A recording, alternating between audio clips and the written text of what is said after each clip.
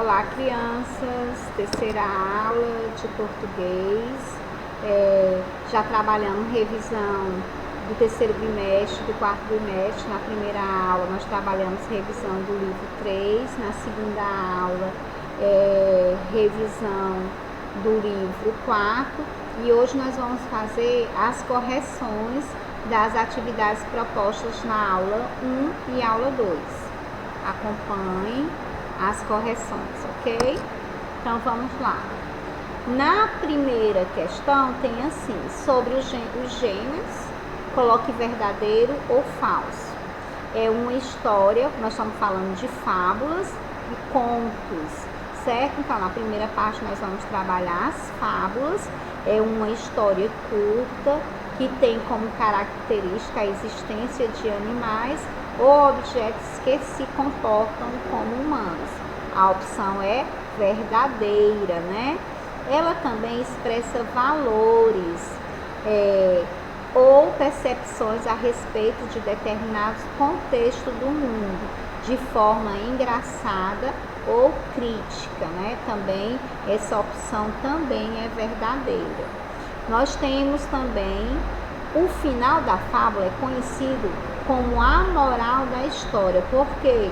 Porque ela nos dá um ensinamento, ela deixa um ensinamento para o leitor. Então, as três opções com relação ao conteúdo do gênero fábulas são verdadeiros.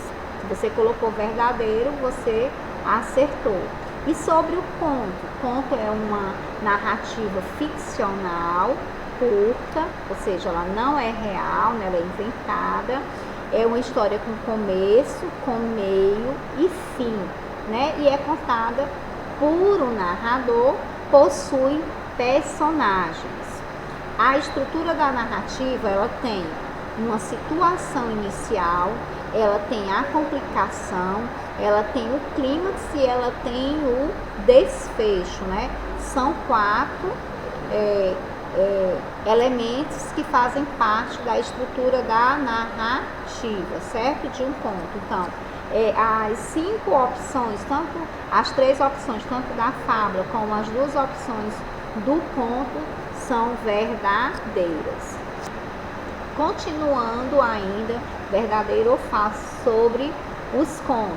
Clímax é o momento de maior tensão na história, momento em que não se pode adiar o final da história, também é verdadeiro.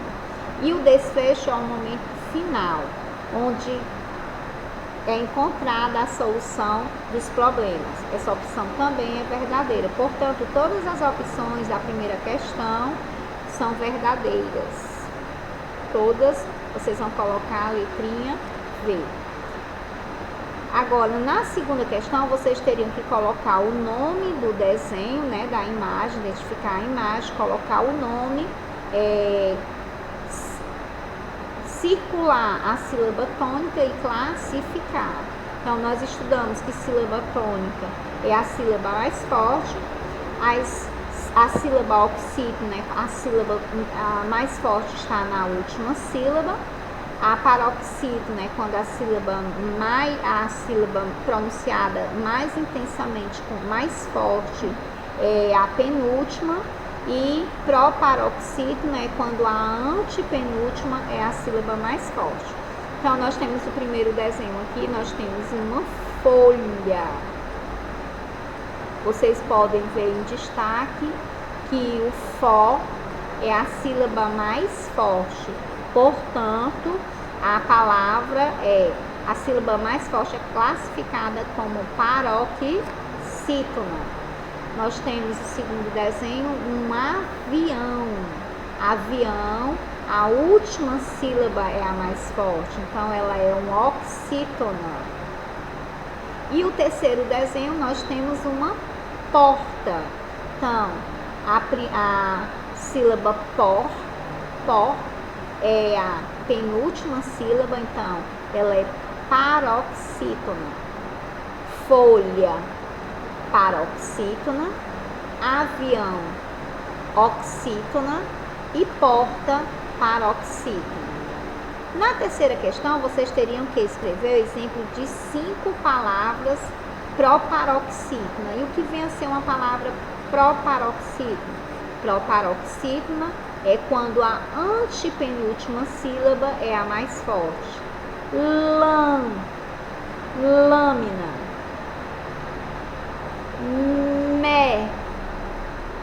médico,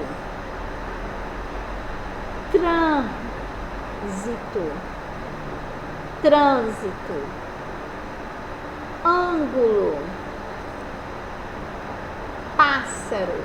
Então, nós temos aqui 5 exemplos de palavras proparoxítona, cuja sílaba mais forte é a antepenúltima sílaba. Na quarta questão, vocês teriam que acentuar as palavras, colocar acento agudo.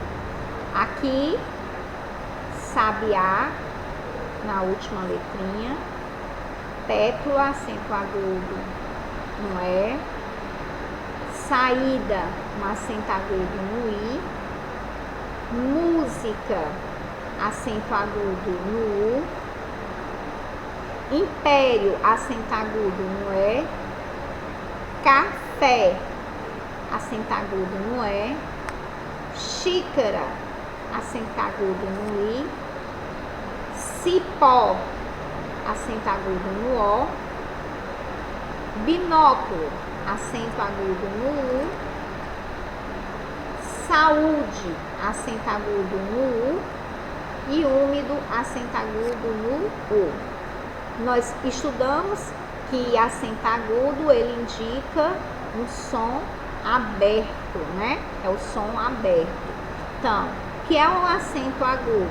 É um sinal gráfico que elas apresentam sobre a vogal, e esse sinal gráfico que vem sobre uma vogal é chamado acento agudo, né? Que tem nessas palavras que nós acabamos de ver. É uma pequena linha em diagonal que parte da letra até ao lado direito. Começa lá da letrinha e dá uma inclinadinha, né, diagonal para o lado direito, certo? Então, nós temos aqui a definição e algumas palavras que nós colocamos no caderno e estamos fazendo a correção aqui. As palavras as sílabas estão embaralhadas. O que é que você vai fazer? Você vai ordenar, né? E vai formar palavras. E observando que essas palavras têm o acento circunflexo. E o acento circunflexo, como nós falamos, ele tem um som fechado, né? Então, aqui nós temos desânimo, pêndulo, trânsito, prêmio, pânico e lâmina. 6 palavras que estavam com sílabas embaralhadas e que nós organizamos e formamos palavras, né? A primeira, desânimo. Segunda, pêndulo. Terceira, trânsito. Quarta, prêmio. Quinta, pânico. E sexta, lâmina. Todas as palavras são acentuadas e o acento é o acento circunflexo. Falando sobre os substantivos que nós estudamos, os concretos e o abstrato, nós vamos ver agora, está pedindo para classificar o substantivo, né? Verifique as palavras, né? E depois indique a classificação. Então, vocês vão dizer se o substantivo é um substantivo concreto ou um substantivo abstrato, certo? Então, aqui, a palavra que está em destaque, que ele não está tão destacado aqui na frase, na primeira frase, tem assim: quando cheguei ao restaurante, sentir o aroma, o que está destacado é aroma da comida, ou seja, sentir o cheiro da comida. Então, é um substantivo abstrato. Para você sentir, houve necessidade de alguma coisa, né? De ter alguma coisa que possa cheirar. Então, no caso, foi a comida, né? Então, precisou da existência de algo para que a palavra aroma existisse, o substantivo existisse. Então, minha mãe fica muito atenta quando o forno está ligado. A palavra que está destacada aqui é a palavra forno, certo? Então, forno é um substantivo concreto. A torta é gostosa, mas estava muito fria. Então, a palavra em destaque é torta. Então, torta é um substantivo concreto, né? Eu fiz o jantar, você lava a louça. Louça é um substantivo concreto. Gosto de almoçar cedo para não sentir fome. A palavra fome é um substantivo abstrato. Comi muito na festa de casamento. Casamento, o que está destacado é casamento. A palavra casamento é um substantivo abstrato. Para ter casamento é necessário que alguém vá casar, né? Ele precisa de algo para existir, certo? Então, na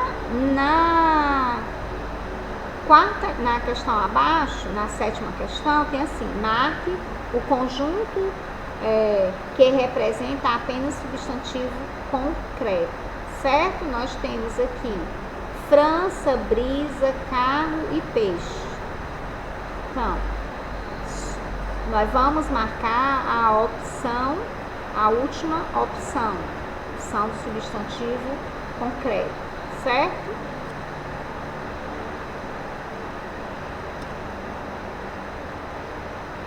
Na sétima questão, nós vamos trabalhar os substantivos comuns, né?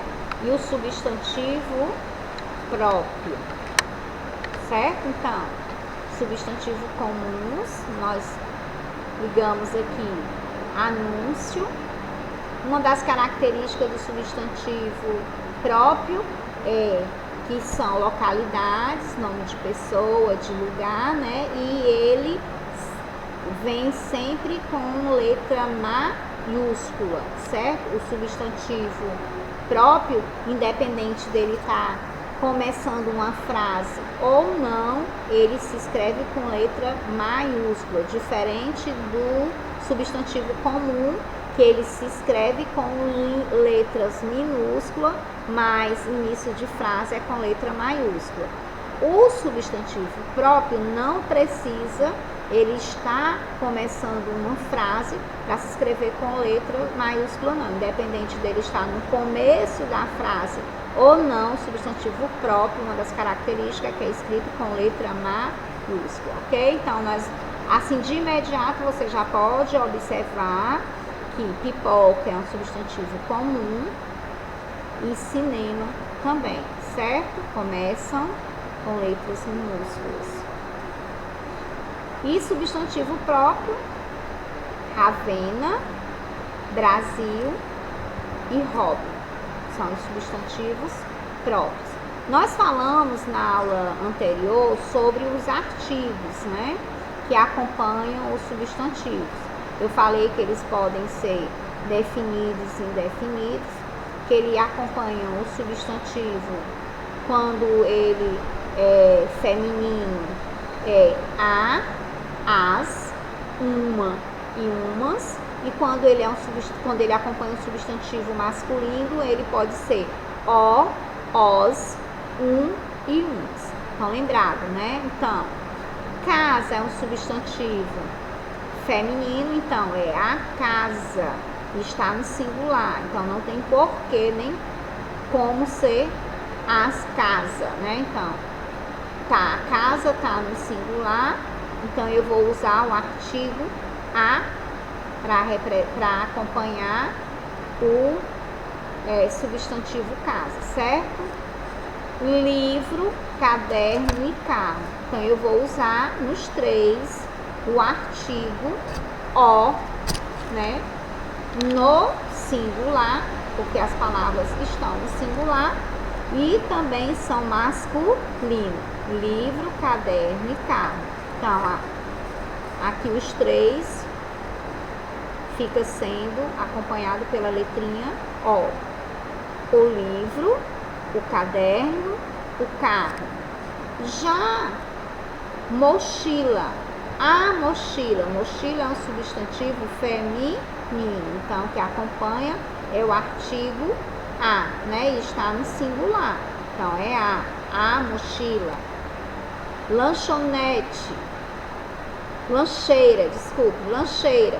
Lancheira é um substantivo feminino. Então, o artigo que acompanha é o a, que representa o artigo feminino, né? Singular. Uniforme. O uniforme. Uniforme é um substantivo masculino. Então, eu digo o uniforme, tá no singular, né? A janela. Por que a? Porque a janela é um substantivo feminino e também está no singular. São regras, né, da nossa língua portuguesa que nós precisamos aprender, né, para poder resolver, para vocês fazerem as atividades de vocês.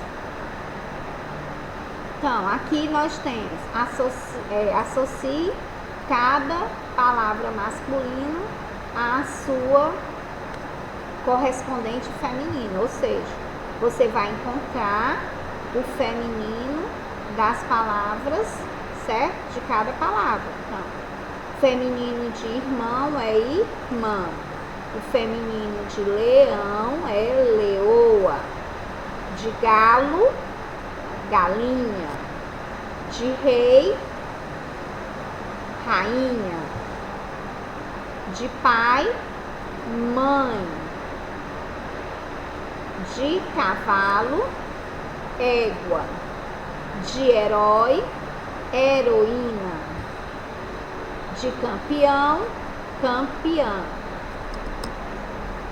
Nós vamos ver agora o número do substantivo. Nós vamos trabalhar número do substantivo. O que vem a ser o número do substantivo?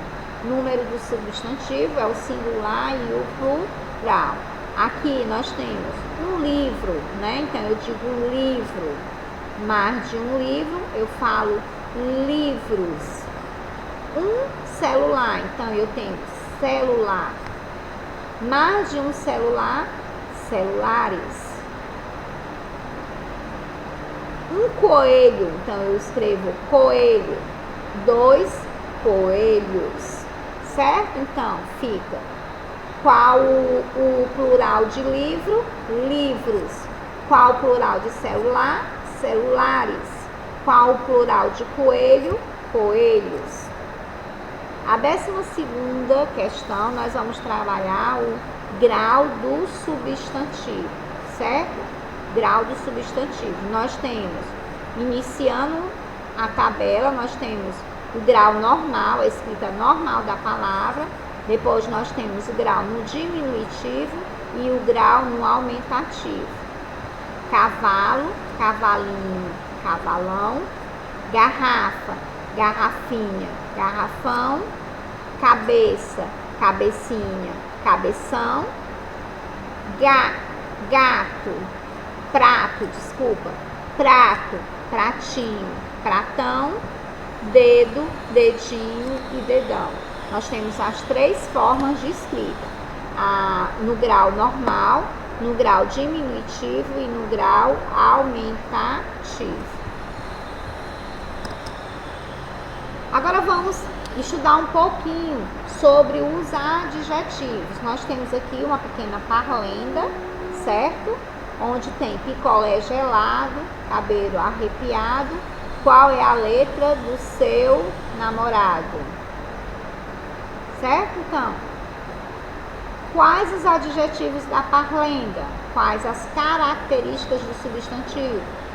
Substantivo, picolé, adjetivo, gelado. Uma característica do picolé, ele é gelado, ele poderia ser gostoso, ele podia ser de morango, ele poderia ser crocante, mas esse picolé aqui, a característica dele é gelado, certo? Então,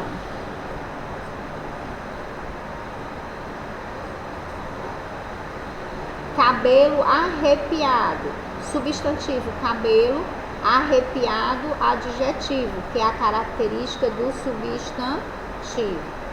Então, agora vamos para a 15ª. 15ª, vocês teriam que escrever características para o picolé, né? Picolé gelado, picolé de morango, picolé derretido, picolé delicioso. Então, os adjetivos, as características do picolé, vocês podem colocar e pessoal, tá certo? Então, descubra o antônimo de cada palavra. O que é o antônimo, gente? É o contrário, certo?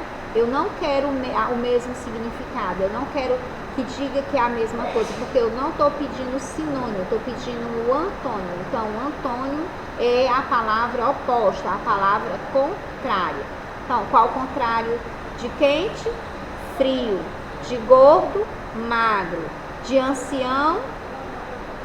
Jovem, né? De feliz? Triste. De certo? Errado. Então, quente, frio, gordo, magro, ancião, jovem, feliz, triste, certo, errado. Nós finalizamos nossa terceira aula de português. Espero você nas nossas aulas remotas para tirar as dúvidas. Beijo e até lá!